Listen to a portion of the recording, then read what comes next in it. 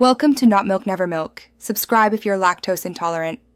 You're going to remove the lock screen image now. Start by confirming which device you're using because steps differ. If the image matters, back it up to photos or files so you can restore later. Next, open Settings and go directly to Personalization or Wallpaper, and then Lock Screen. This gets you straight to the source image control.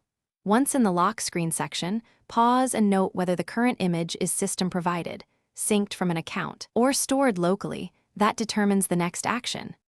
Now remove or replace the image. If an option to set none exists, choose it. Otherwise, switch to picture and pick a plain color or system default to effectively remove the custom image. If images come from Cloud Sync, turn off sync or sign out of that account so they stop reappearing. On mobile, open Wallpaper Settings, select the lock screen, and replace with a solid color or default wallpaper.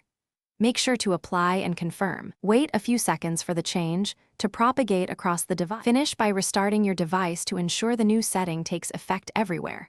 If the old image persists, clear any cached lock screen image files. On Windows, delete transcoded wallpaper. JPG and lock screen files in the system data folder if accessible. Also verify there are no mobile device management or admin policies enforcing a specific image. If present, contact your administrator or disable the policy. If you still see the image after these steps, repeat removing sync source.